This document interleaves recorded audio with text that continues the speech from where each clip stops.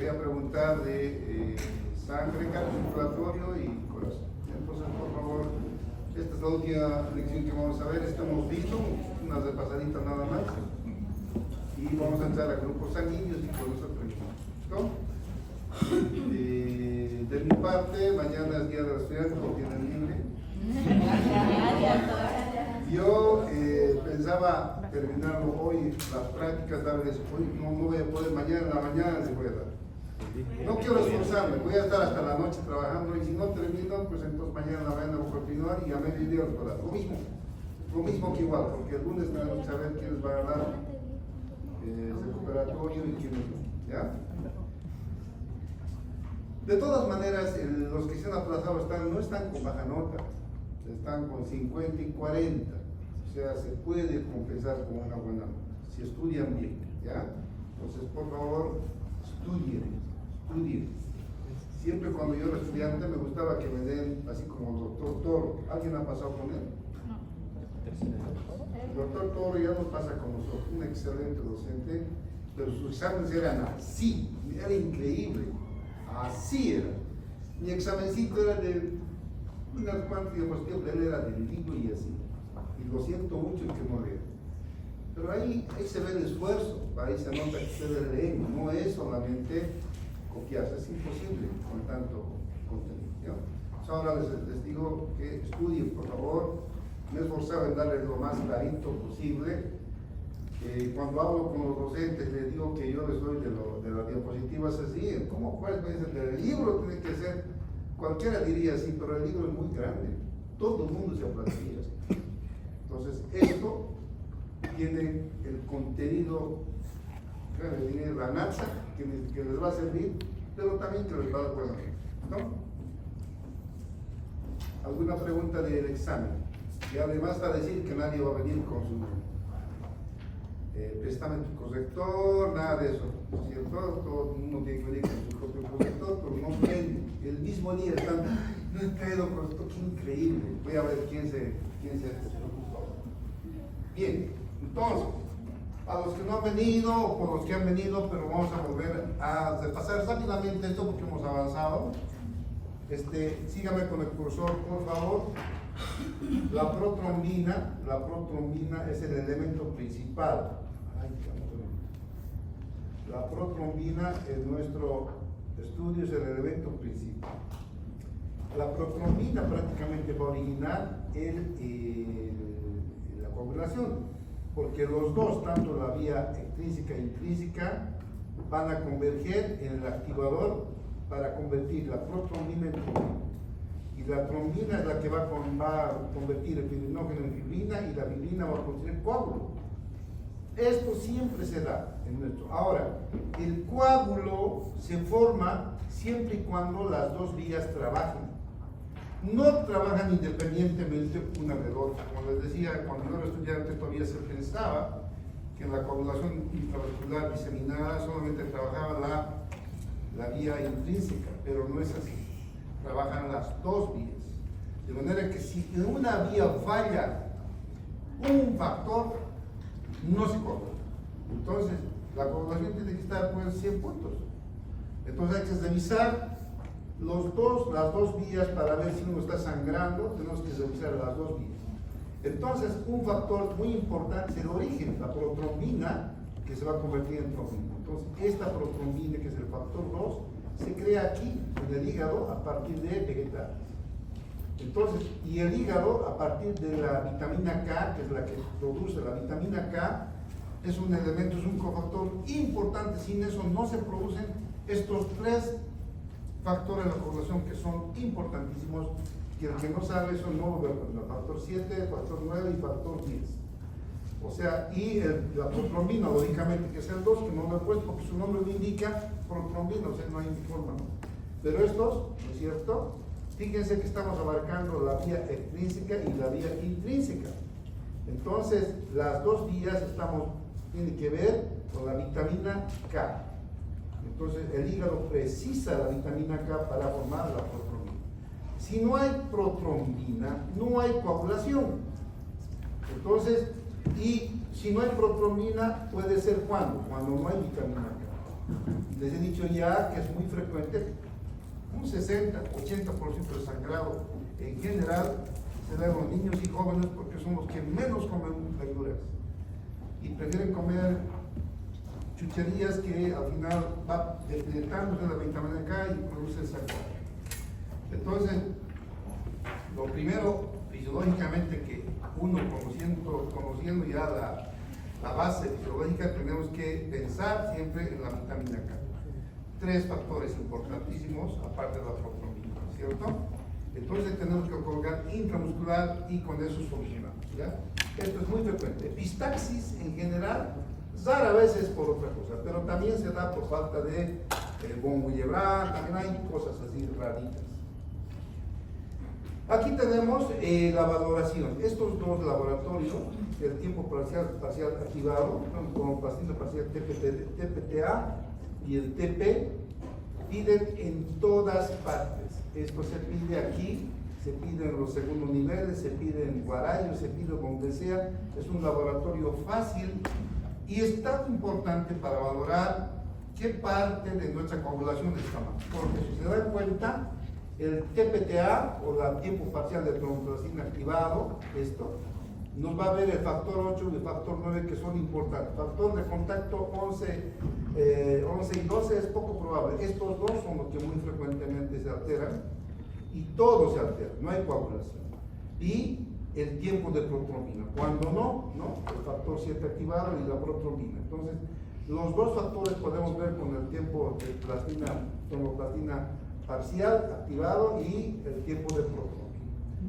Y aquí están los entremeses que ustedes van a ver de memoria, esto es bien pequeñito, cuando pedimos, cuando no pedimos. ¿Ya? Bien. Esto es un dibujito que les he traído, que ayer hemos avanzado con el grupo 2, la hemofilia. Para poder, fíjense, aquí está sangrando, para poder producirse el tapón, ¿no? Primero plaquetario y después el coágulo, es necesario que los factores de coagulación estén completos. Cuando los factores de coagulación están incompletos, por falta en este caso el factor 8 o el 9, sigue sangrando, no se puede producir el coágulo. Entonces aparecen las personas, estos hematomas, que no son provocados, simplemente aparecen. Se duerme el joven y en la mañana aparece por aquí, por allá. Eso es peligroso. Hay que ver y hay que analizar los factores de la coagulación. Y hay que pedir el TP y el TPTA. Y eso no es necesario ser un científico, simplemente es de pasar un poco de oficio y ver qué factor está fallando para que esté haciendo semejante sangrado. Entonces estos sangrados pueden aparecer, generalmente se da, como les digo, en los niños y en los jóvenes, pero también esto puede darse. Hay gente que no entiende. Se le dice, va al médico, el médico ve algún problema y sucede que toma aspirina por un año y no les dice a ustedes y empieza a sangrar. Y ¿por qué estará? Fíjense bien que la aspirina, ese elemento tan sencillo que cuesta, miren, por 10 pesos le dan una caja de 100. Entonces cualquier persona accede fácilmente. Y yo les digo porque yo me he comprado en el hospital, yo he usado por mucho tiempo por el problema cardíaco, me he comprado una caja y de 100 miligramos. Entonces es muy accesible. ¿Qué hace la aspirina? ¿Por qué uno puede sangrar cuando toma aspirina? Porque la aspirina, dime, es un AINE, pero funciona ahí está. Es un antiagregante plaquetario. Y cuando uno lo usa diariamente, nos hace un favor. Y cualquiera diría, si es un AINE, ¿por qué no provoca? Bueno, en el estómago un AINE, ¿qué provoca? Inhibe la creación de mucosa gástrica. Inhibe la formación de moco y bicarbonato, ¿no ve? Es lo que nos protege. ¿Y por qué si yo tomo aspirina todos los días, he tomado cuántos meses porque tenía que tomar, no me ha dado? ¿Todo bien? ¿Qué ha pasado? Si es un AINE. La dosis tiene que ver. Una mínima dosis de 100, y eso van a aprender el próximo año, no provoca La COX-1 y COX-2 son dos enzimas. ¿Cuál es la que produce la prostaglandina benéfica? ¿La COX-1 o la COX-2? COX-1. Y la COX-2 la inflamatoria. Entonces, la aspirina a dosis bajas no te va a provocar problema estomacal, pero cuando le haces a problema dosis analgésica tipo de 500 miligramos, 300, ahí ya provoca problemas gástricos graves. Entonces hay que tener cuidado con eso. El próximo año, aprendiendo esto, el próximo año, cuando entres al fármaco, miren, farmacología va a ser para ustedes una taza de leche, porque los fármacos actúan ¿dónde? En la fisiología de nuestro cuerpo. Los fármacos no producen nada, simplemente alteran una función, nada más. Y ustedes van a aprender farmacología que complementa totalmente esto de la medicina. Por eso estamos tratando de hacerlo más claros posible. ¿Ya? Entonces, ¿qué hace? Fíjense, aquí les traigo el dibujito. La plaqueta inactiva no tiene pseudópodos, está descansando, es un globito pequeñito. Aquí tenemos plaquetitas que están sin actividad, pero se activan y le sale pseudópodos. Fíjense, aquí ya está con pseudópodos, ¿no? Aquí ya tiene como unos pseudópodos en la membrana que se van a agarrar para taponar este orificio. Entonces, para eso, la plaqueta es activada y forma endoperóxidos y tromboxano A2. Formando endoperóxido y tromboxano A2, ya le sale, se activa, le sale pseudópodo. Pero entonces la aspirina, ¿qué hace? Inhibe la activación plaquetaria. Como no le sale pseudópodo, sigue circulando y no se adosa, no produce agregación, no se une con otra, no se agarran entre ellas, no hay. Entonces, una persona que tiene un problema, ¿cuándo se da? Cuando tenemos riesgo de que nuestras arterias se taponen con trombos. Y cuando sucede eso, cuando estamos con riesgo de infarto, todos los cardíacos reciben aspirina. Y como es noble, se puede tomar 100 miligramos todos los días, no pasa nada.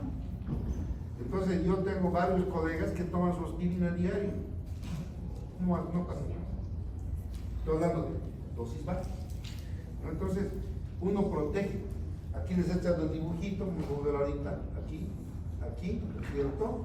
Cuando hay un problema así cardíaco, aquí un trombito y se produce un infarto. Entonces, está para poco, está así circulando la sangre y cualquier rato se va a armar un coágulo.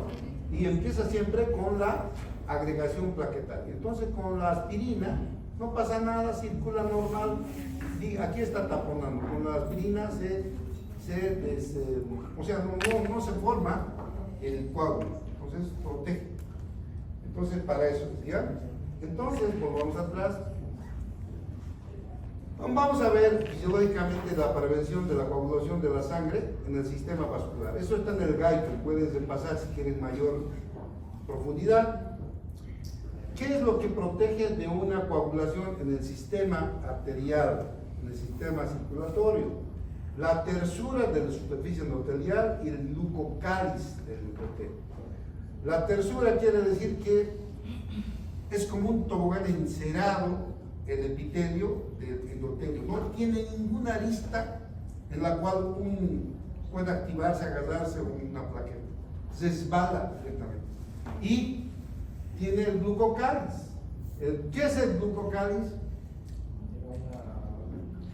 ¿Qué es el glucocáliz? Era un conjunto de moléculas de glucosa que se encontraban en la parte de la membrana celular. Bueno, está formado por hidratos de carbono, está rodeando la membrana celular. Y el endotelio tiene un glucocáliz, ¿no es cierto?, que repele los factores de la coagulación. O sea, no permite que ningún factor se pegue ahí y produce coagulación, entonces está protegido tanto por la tersura y el glucocáliz. Además tenemos nosotros una membrana, en la membrana endotelial, la trombomodulina. La trombomodulina va a impedir la coagulación. Entonces, en nuestro sistema circulatorio, difícilmente, sin motivo, no va a haber coágulo nunca, porque está protegido. La trombomodulina, fíjense cómo actúa, va a inhibir a la trombina. Si no hay trombina, entonces no hay fibrina, no hay coagulación, y va a activar a la proteína C. Activando la proteína C, se va a inactivar el factor 8 y el factor 5 activado. O sea que se va a provocar anticoagulación. No se coagula, pero estamos protegidos en forma funcional, fisiológica, por estos factores en la superficie endotelial. La acción antitrombínica, en la sangre tenemos una acción antitrombínica muy potente, que es las fibras de fibrina y la antitrombina 3. Esto ya, imagínense, un esgorcito, nos coagularíamos todo el cuerpo. Por eso es que Dios ha hecho primero una cosa, segundo, y por último esto, que está protegiendo siempre, ¿no es cierto?, para que no haya coagulación intravascular. Entonces tenemos ahí las fibras de fibrina que van a absorber toda la trombina y la antitrombina 3. Esta antitrombina 3 va a inactivar ¿qué? La trombina y el factor 10. Entonces, la trombina quiere convertir el coágulo. Fíjense, aquí está la antitrombina, se une y ya no actúa la trombina, entonces no forma coágulo. Y el factor 10 también, fíjense, lo agarra y ahí lo inactiva. Entonces, tenemos ahí inactivado. Pero en esto actúa la heparina. ¿Qué es la heparina? Es un anticoagulante que en forma fisiológica se forma en el hígado, pulmones y mastocitos. Todos formamos heparina. Pero la formación de heparina es mínima, solamente que a nivel del pulmón, siempre el pulmón está aspirando cosas, ¿no es cierto?, que puede estimular algún, qué sé yo, que aspiramos, puede estimular la coagulación. La heparina no permite, ¿no? Y entonces la heparina está protegiéndonos en los pulmones, en los mastocitos hay heparina. Es baja la concentración. Sin embargo, cuando la heparina se une a la antitrombina 3, porque los dos actúan juntos, entonces fíjense, esta es la heparina. Así solo inactiva, pero con la heparina más, la inactivación es total. Esa trombina no va a actuar y va a haber una anticoagulación, pero brutal, se aumenta 100 a 1000 veces la anticoagulación con la heparina. La heparina sola no funciona. La heparina tiene que funcionar con la antitrombina 3. Y nosotros, los médicos, ya han inventado la heparina. Entonces han visto que funciona en nuestro cuerpo, han visto qué es eso, la heparina, lo han visto químicamente y han empezado a producir heparina sintética. Entonces tenemos diferentes anticoagulantes a partir de lo que Dios ha creado en nosotros como anticoagulantes. La heparina que tenemos poquito, ellos han amplificado de tal manera que cuando una persona que tiene sus venas, qué sé yo, algún varice, se golpea, fíjense, aquí aparece con un golpe una tromboflebitis, empieza a aparecer pues coágulos por el golpe. Y eso, el coágulo va a avanzar ¿dónde? Va a avanzar al pulmón, al corazón, a la cabeza, ¿no? Entonces, fíjense, para que no pase eso, se le da en este caso heparina o enaxaparina, y fíjense, fluye normal y no se produce la coagulación. Entonces tenemos estos anticoagulantes básicos que trabajan, son inventados a partir de lo que nosotros tenemos en nuestro cuerpo, ¿no? Tenemos la enoxaparina, ¿no es cierto? Primero la heparina, ¿no? Ya teníamos nosotros, pero ellos han aumentado y acelera la formación de la antitrombina 3 con la trombina, y sobre eso han inventado la enoxaparina, que se usa mucho ahora, es un producto, ¿cómo le diré? En el COVID ha sido un puntal en el tratamiento para los enfermos, porque en el COVID la persona empezaba a coagular internamente y se moría. Para que no coagule se le ponían enoxaparina en inyección subcutánea y le salvaban al paciente. Entonces la enoxaparina es un derivado de la heparina y fíjense, actúa tanto como antitrombina, pero también en el factor 10. Entonces inhibe estos dos factores de la enoxaparina. Tenemos la warfarina. La warfarina inhibe la acción de la vitamina K, es antivitamínica K, por tanto no se forma factor 10, factor 8, factor 9 y no se produce coagulación. Entonces fíjense, estos coágulos que se forman por un problema, digamos, una tromboflebitis, más que todo por golpes en nuestros miembros superiores e inferiores, No estoy hablando de jóvenes, ustedes gracias a Dios, aunque se golpeen, nunca van a tener una flebitis, pero los viejitos sí, arriba de los 50 ya pueden tener. Y entonces es un problema. El trombo puede ir ¿dónde? Al corazón, puede ir al cerebro, ¿no es cierto? Y provoca un ABC cerebral, un infarto. Entonces, para eso nosotros damos estos productos, dependiendo de la gravedad, usamos estos anticoagulantes para inhibir partes de la cascada de la coagulación y no se produce la coagulación propiamente. ¿Ya? Aquí está la aspirina, ¿no es cierto?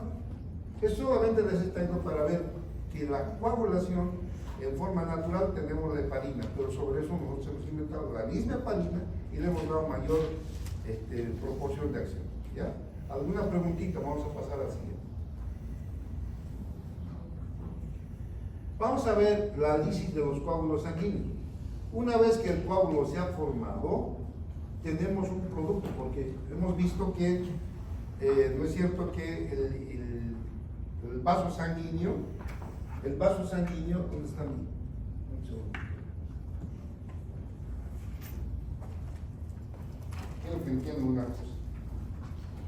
Fíjense, este es el vaso sanguíneo. Aquí se ha lesionado y se ha formado un coagulángulo. Ya sabemos cómo se forma el coágulo. Entonces tenemos coágulo que una vez que ya esto empieza a crecer, sin embargo persiste aquí partes de fibrina que está perjudicando a una circulación, ¿no es cierto? La circulación normal, ¿no es cierto? Que tiene que no tener ningún problema. Entonces, tenemos nosotros la plasmina. Nosotros tenemos el plasminógeno, que es una proteína que viene de forma inactiva. Y aquí tengo el dibujito para que entiendan, fíjense. Aquí tenemos, esto es el activador del plasminógeno tisular, TPA, activador plasminógeno tisular. Este es el plasminógeno tisular. Este plasminógeno está aquí mismo en el coágulo, junto con las proteínas que están circulando. Ahí estaba el plasminógeno. Entonces, el plasminógeno está siendo inhibido por el inhibidor del activador plasminógeno. Aquí no funciona. Pero cuando el coágulo ya, el endotelio termina de cicatrizar, entonces el PAI deja de funcionar, es el inhibidor del activador del plasminógeno, entonces actúa el plasminógeno tisular, convierte el plasminógeno en plasmina y la plasmina va a escindir, va a degradar las moléculas de fibrina, lo saca todo y lo deja limpio el vaso sanguíneo. Entonces lo va quitando toda la fibrina que está de más, lo va quitando molécula a molécula y esa molécula va al hígado a reciclarse y lo deja limpio el endotelio. Eso hace la plasmina. Entonces nosotros tenemos la plasmina en todo coágulo, ¿no? Como plasminógeno y es activado por el activador del plasminógeno.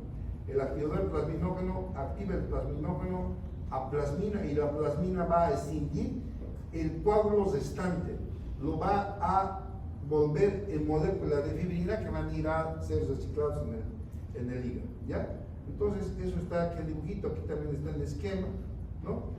El plasminógeno también se llama profibrilocina, eso dice el Guyton, y se convierte en plasmina, que también se llama fibrinolizina. Son los nombres que nos da el libro, ¿ya? ¿Alguna pregunta hasta aquí?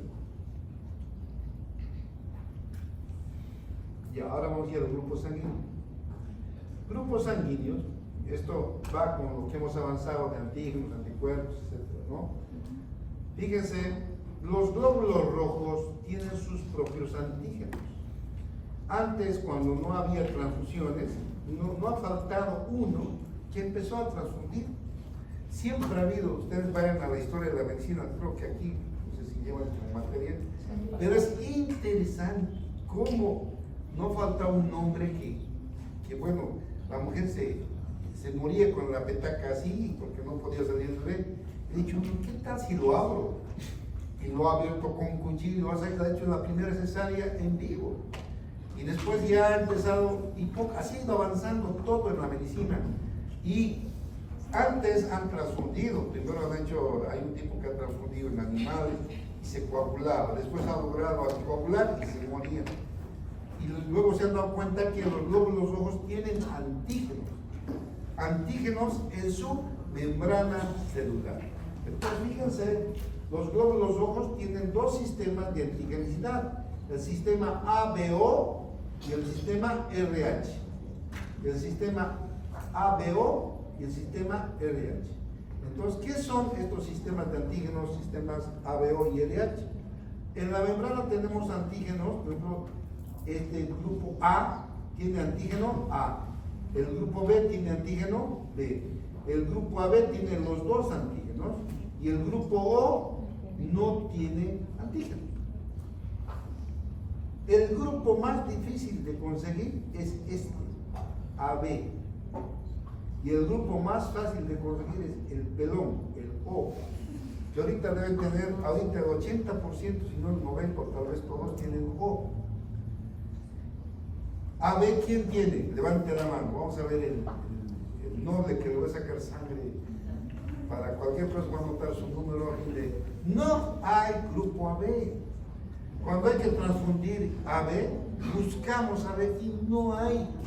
En Santa Cruz unos cuantos gatos que tienen AB. ¿Quién tiene AB de ustedes? ¿Quién tiene AB? Bueno, entonces, el pelón O, ¿quién tiene? La mayoría tienen O, ¿cierto? Entonces, fíjense, ¿por qué decimos grupo O, A, B y AB? Por los antígenos. Los antígenos, en este caso, el antígeno A da la característica del tipo A. El antígeno B en la membrana da la característica del tipo B. Y los dos antígenos presentes en este glóbulo rojo es grupo AB, los dos. Y el que no tiene ningún antígeno es grupo 0, O.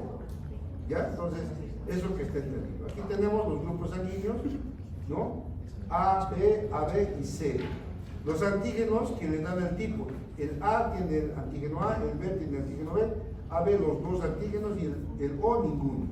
Ahora, nosotros tenemos el glóbulo rojo que tiene antígeno A, tiene anticuerpos anti-B. Y el glóbulo rojo que tiene el grupo B tiene anticuerpos anti-A. El grupo AB no tiene anticuerpos porque se haría daño a sí mismo. Y el grupo O tiene los dos, anti-A y anti-B. Entonces esos son los anticuerpos que tienen el plasma, dependiendo de lo que tiene en su membrana. Nunca un grupo antígeno A va a tener pues anticuerpo A, va a tener anticuerpo B, o con SAR, ¿ya? Siempre sucede eso. Excepto en este caso el O que no tiene ninguno. ¿Ya? Entonces, ahora vamos a ver por qué podemos dar un grupo a otro y un grupo a otro no se puede dar. Ahorita vamos a repasar, ¿ya? La prevalencia es esta, fíjense, el grupo O 47% mundial, el A 41%, el B 9%, el AB 3%. Entonces, el 3 es difícil de encontrar, ¿no? El B también, el tercero 41A, algo es más, no tan pero el O es más fácil de encontrar. Los anticuerpos del glóbulo rojo se llaman también aglutininas. Es lo mismo que anticuerpos, ¿no? Y fíjense, en el nacimiento la cantidad de aglutininas es casi nula.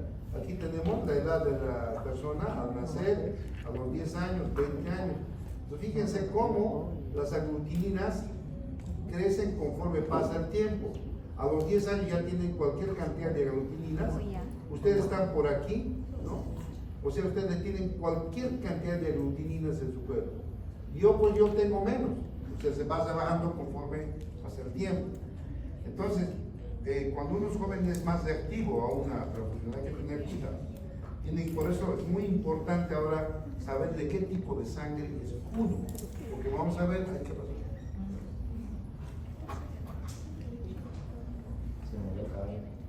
Porque vamos a ver que tiene mucho que ver en los accidentes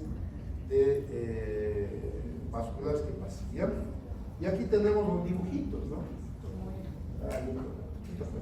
No me estoy tocando nada.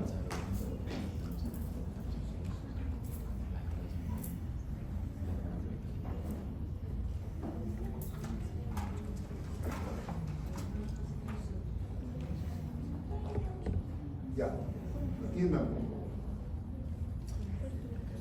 El grupo A tiene anticuerpos anti-B y antígeno A, claro, del grupo. El grupo B tiene anticuerpos anti-A y el antígeno B, claro, el grupo B. El grupo B tiene los dos antígenos, pero no tiene ningún anticuerpo. El grupo O tiene anti-A y anti-B, anticuerpos, y no tiene ningún antígeno, por eso es pelón. Ahora aquí, los anticuerpos tienen que ver con esto, fíjense. Los cuerpos, los anticuerpos, si nosotros metemos un grupo A con un B, los anticuerpos anti-B, ¿qué va a pasar? Van a aglutinar, y estos son anticuerpos anti-B, y este es el grupo B de un grupo A, entonces fíjense cómo empiezan a aglutinar, los acumulan en un solo lugar para que sean destruidos. Entonces es un problema eso, fíjense, como aquí tengo un dibujito, si nosotros mezclamos grupo A con B, ¿qué va a pasar? Aquí está el grupo A y este es el grupo B. El grupo A tiene anti-B, ¿no? Anticuerpos anti-B. Si mezclamos las dos sangres, entonces el anti-B va a ir al glóbulo rojo, que es el grupo B, ¿y qué va a pasar? Lo va a lisar, se va a reventar el glóbulo rojo. Y como se revienta el glóbulo rojo, se llama hemólisis. Y la hemólisis, ¿qué suelta? ¿Qué suelta al plasma? Bilisubina. Y la bilisubina se convierte en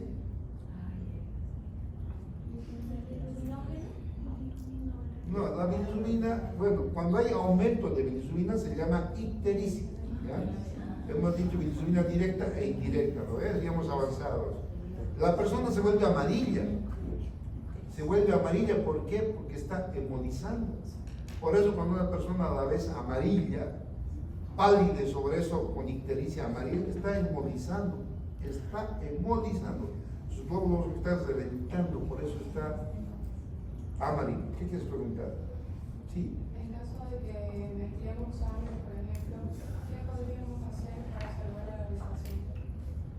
Lo único que puedes hacer es suspender la transfusión, porque cuando la hemólisis, cuando ese grupo así de A a B, es inmediato. Empieza a tener taquicardia, empieza a tener, el paciente baja su presión, empieza a tener signos de una autoinmunidad severa, se llama hemólisis inmediata, y eso hay que cerrar, hay que darle corticoides, y eso para en la práctica porque no vamos a poder. Hay que darle corticoides, hay que darle, si se ha colocado mucho, hay que hacerle una exsanguíneo, dependiendo, si está en un hospital. Se puede, pero cuando está en un lugar donde no hay atención, no hay nada. Y todos los que trabajamos, atiendan, todos los que trabajamos en el hospital, siempre hemos tenido uno de estos casos, siempre. Porque vamos a ver que los grupos sanguíneos no siempre es lo que, ya lo vamos a ver por qué, especialmente el grupo RH, ¿no? Y entonces, inclusive con el mismo grupo puede haber reacciones de hemólisis.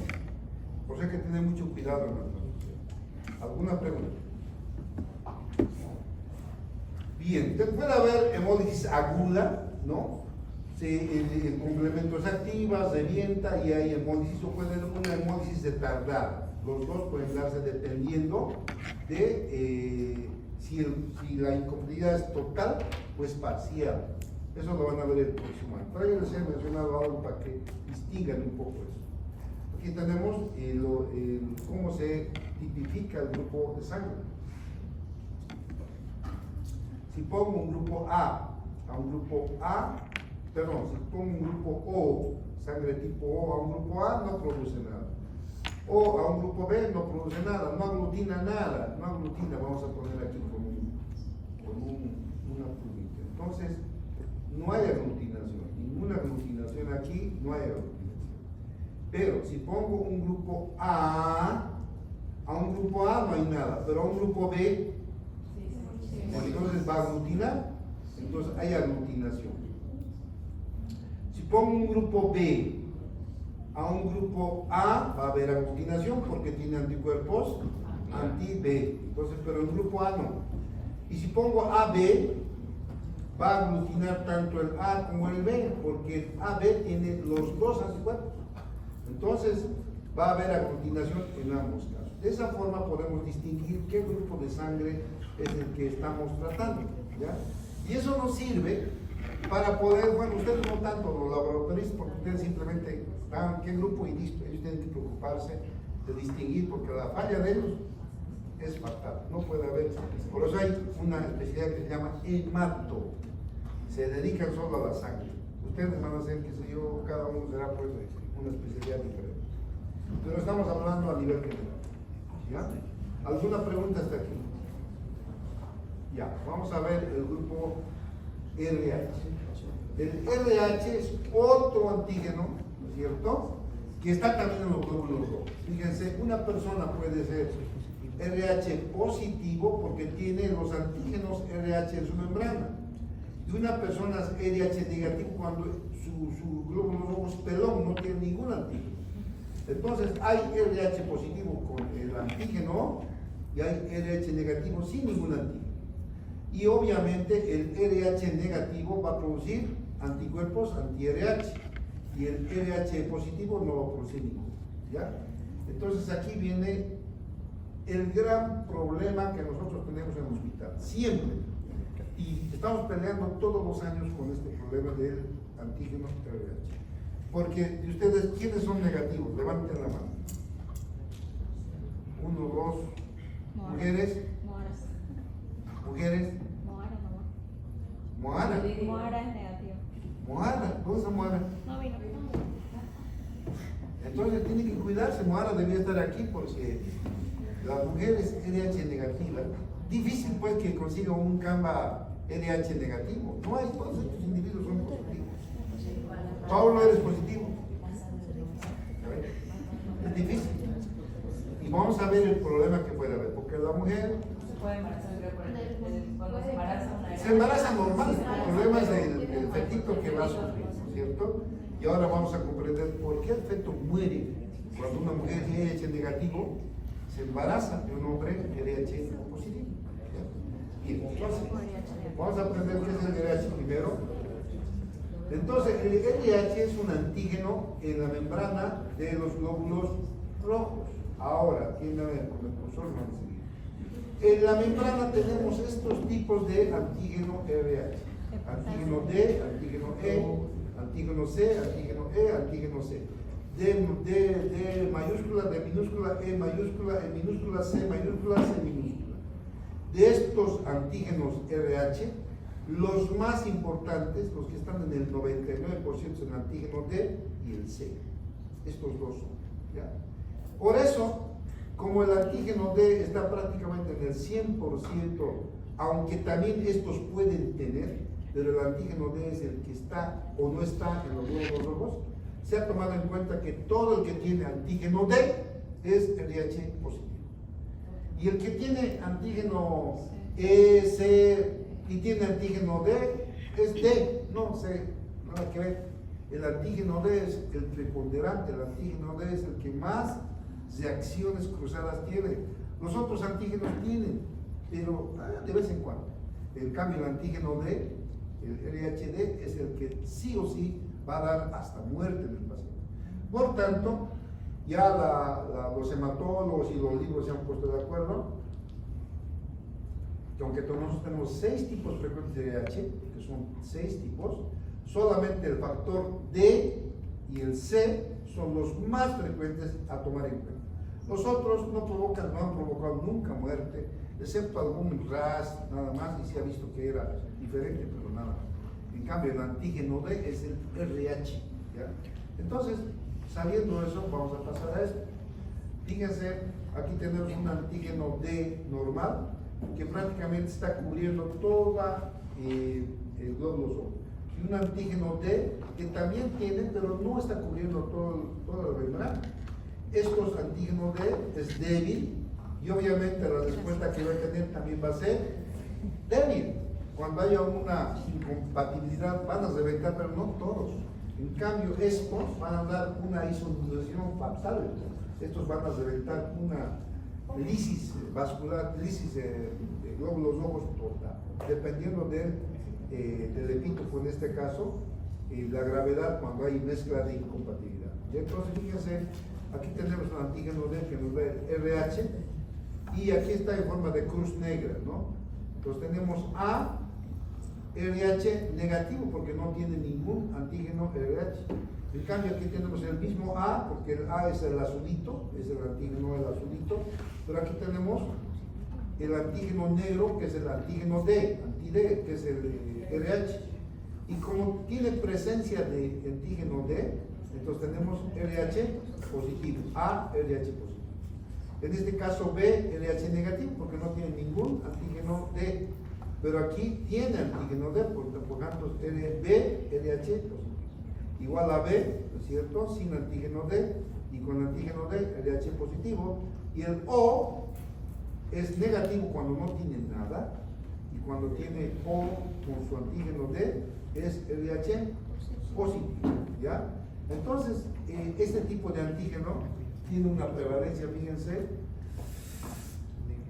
el 85% de los blancos son RH positivo y el 15% negativo.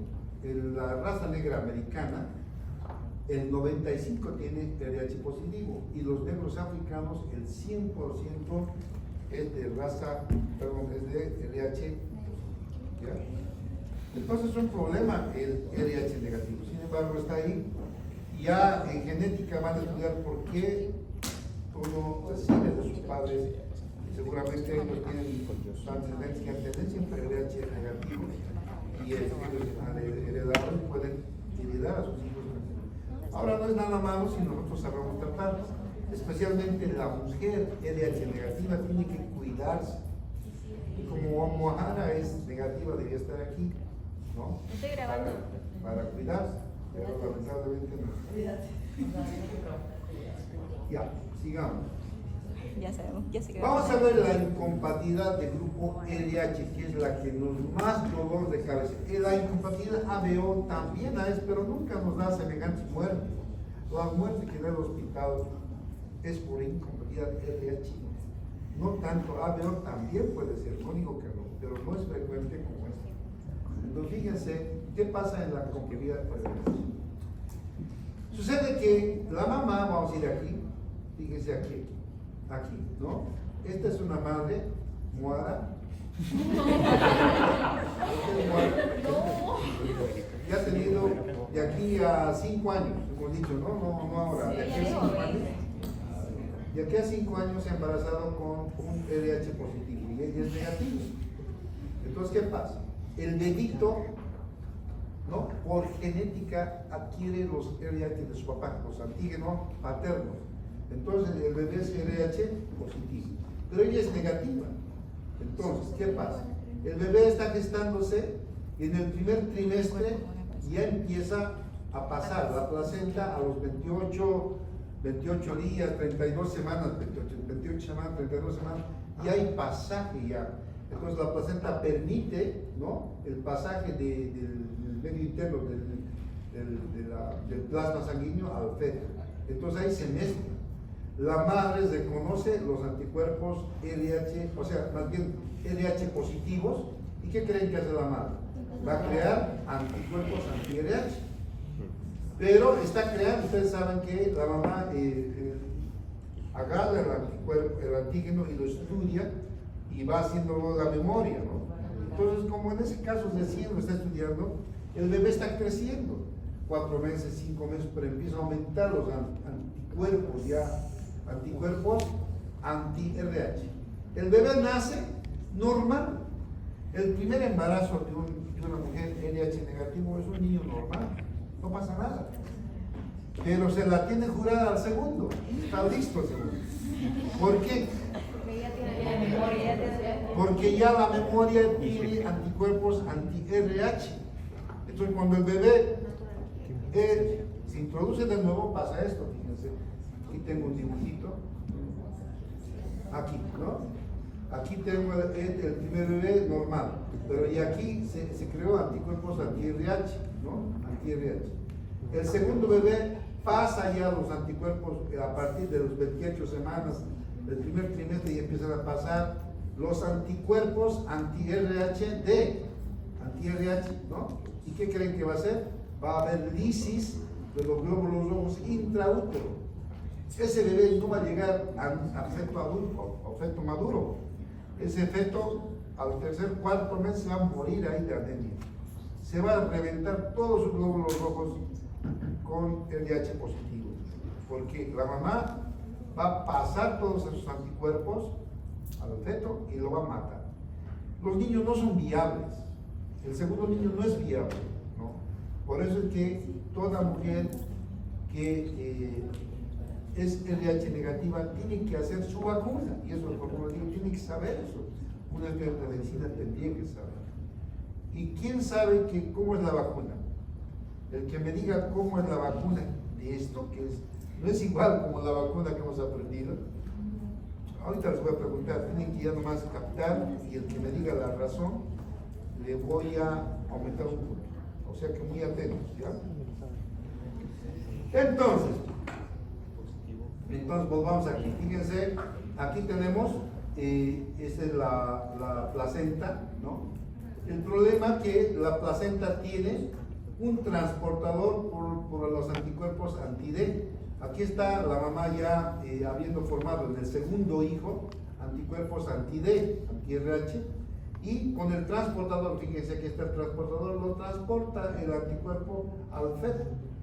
Y adentro del feto, que tiene su glóbulo rojo con anti-D, empieza a perder, fíjense, aquí estaba lleno de glóbulos rojos, se ha lisado, los anticuerpos lo revientan, ¿y qué pasa? Se vuelve amarillo el bebé adentro, intraútero, ya hasta de 3 meses, 4 meses, muere por anemia hemolítica autoinmune. O sea, el chico se muere intraútero, los mismos glóbulos rojos, anticuerpos de la mamá entran por la placenta y lo matan. Entonces, eso es fatal y eso cada vez sucede. Yo no sé por qué, yo veo así, o sea, en el alumnado 1 o 2 personas, pero en el hospital es frecuente. Camas, cualquier cantidad tienen RH negativo. Todo el tiempo están con isoinmunización materno-fetal. Van a ir ustedes a la maternidad y van a ver cómo la gravedad de este caso. ¿Ya? ¿Alguna pregunta hasta aquí? Vamos a continuar ahorita y vamos a concluir. Fíjense, atiendan por favor.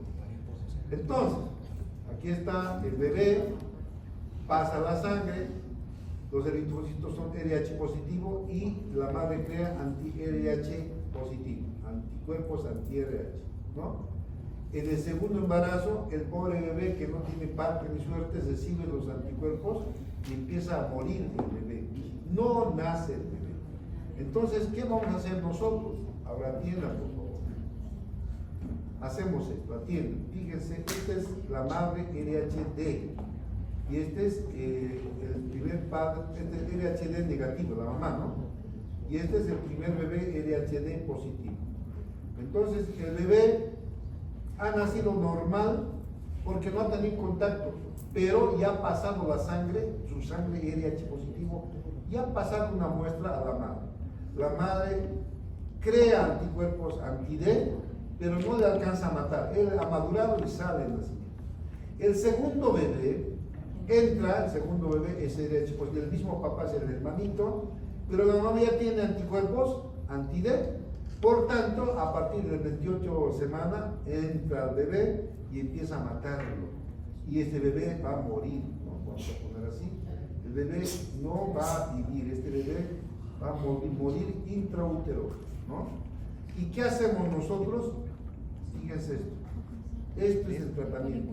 Se llama profilaxis con inmunoglobulina anti-D.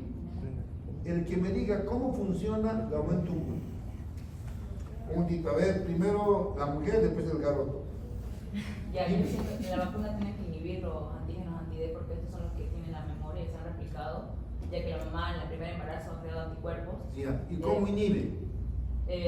Va a inactivar lo que llegaría a ser el... ¿Cómo inactiva? Dime, así inactiva.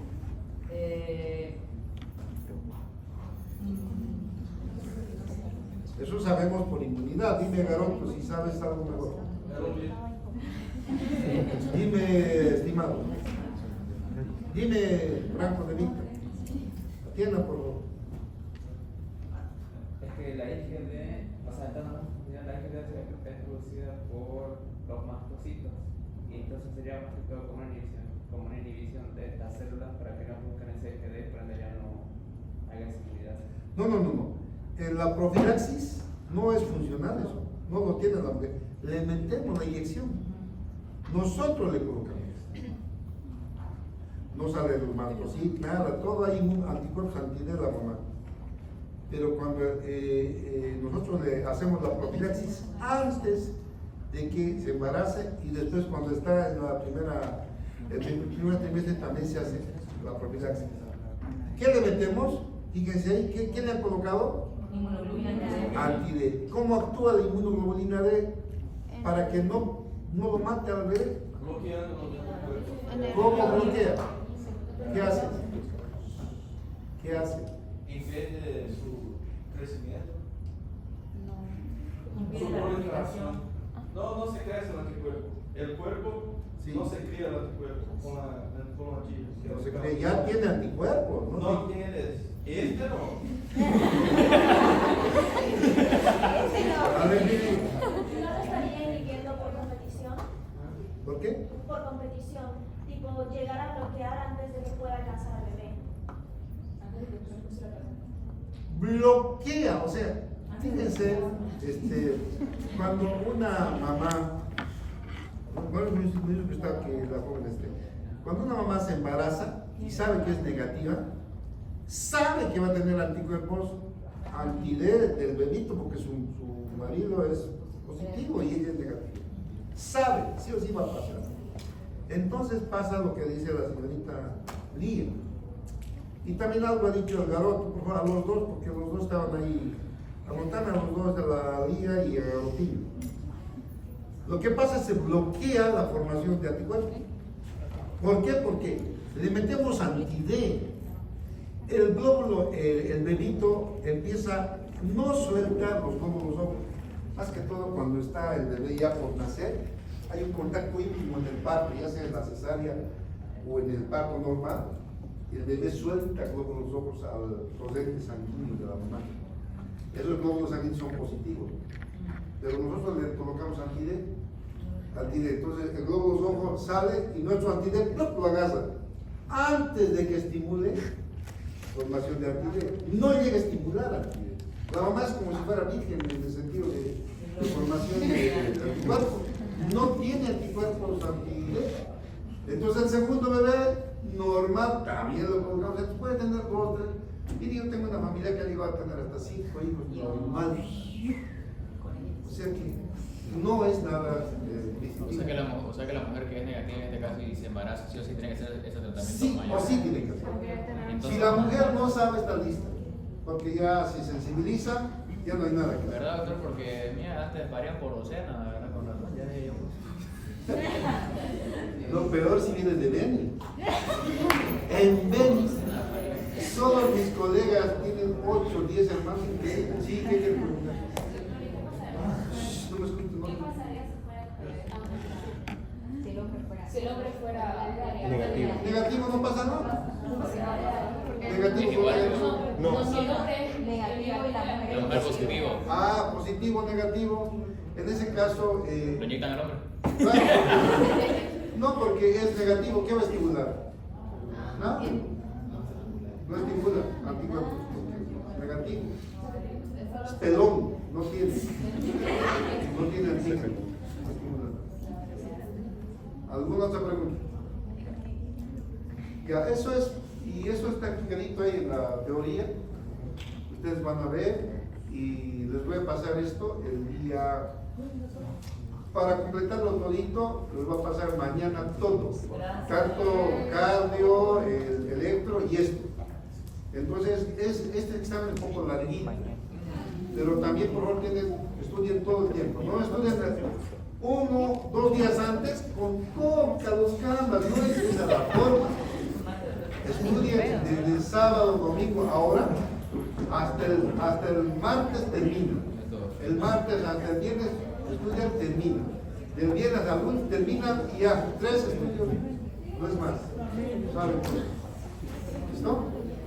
Espero buenas notas, por favor. Las notas lo voy a pasar a los jóvenes. Doctor, ¿el método del tránsito? Les voy a dar a Paul para que les pase y a Ignacio.